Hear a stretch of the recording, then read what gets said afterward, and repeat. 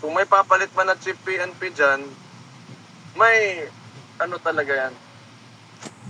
May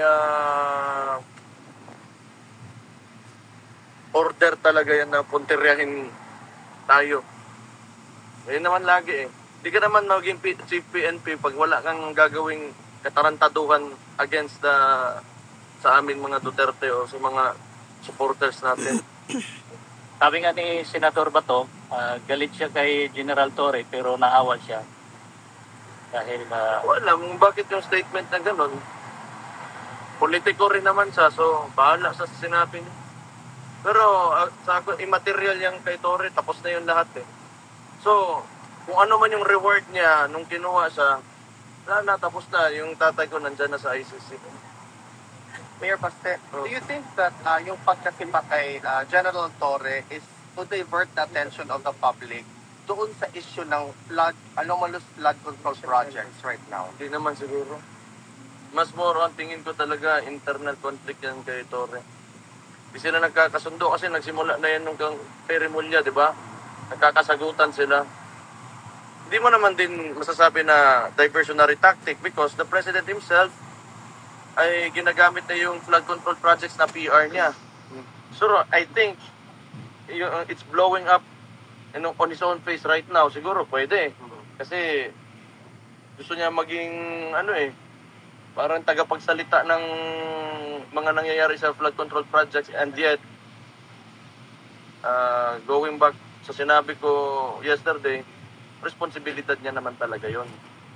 Dapat, in the first place, he did not allow it to happen. Yun naman talaga dapat yung... Mayor Baste, on a different matter, what is your comment about the statement of Senator Riza Ontiveros about the extradition of Pastor Apollo Kibuloy doon sa kaso niya, allegedly doon sa United States?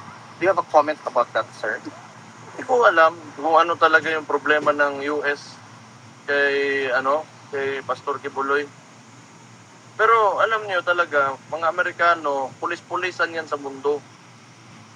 Tingnan niyo, kahit saang lahat ng mga bansa na pinuntahan ng mga yan, lalo na dito sa mga Arab countries, sira talaga.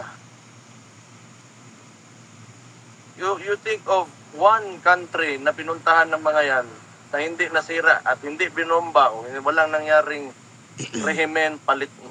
They operate like differently. They're the hegemon. So there's nothing you can do about it. They have the weapons, they have the power, they have the resources to do what they want anywhere in the world. So kung ano yung issue nila kang Pastor Kibuloy, hindi natin alam. But that's always been the case. Everywhere they go, they just, pain and suffering will ensue. Yan talaga nakikita ko. Mayor, parang kapareho kasi nangyari kay Tatay Digong na sabi nila, wanted daw ng Interpol, hindi naman. Itong kay Pastor Kibuloy, sabi nila, rini-request daw ng extradition ng Amerika, sabi ng DFA, wala namang ganung request. Tingin nyo, sasapitin din ni Pastor Kibuloy yung sinapit ni Tatay Digong na Pilipinas sa mag-surrender sa kanya sa Amerika? Probably kasi kita niya naman si Bongbong noon isa puppet of the Americans eh. You really think na makakapasok ng ICC detention center si Rodrigo Duterte if this was not a NATO country? You have to remember that. So it's the Western world that we're up against. And because they do not, ayaw kasi ng mga Amerikano na sumasagot ka. Lahat ng sumagot sa mga Amerikano, sina Gaddafi, Saddam Hussein, mga yan, it's either kung hindi namatay, pinatay, nakulong. So that's the reality. They're the hegemon, you cannot do anything about it. Mayor, may mensahe ka ba sa mga kababayan natin Pilipino sa preparation sa hearing po ni PRD ngayong September 23? Well, sabi nung di naman kalaban, but those who, the opposition, I think they will gather.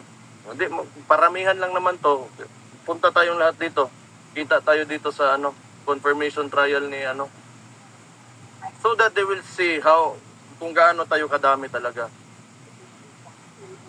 We proven that sa midterms elections. We proven that 2016 nung pagkapanalo ni PRD. And itong confirmation trial, if they are,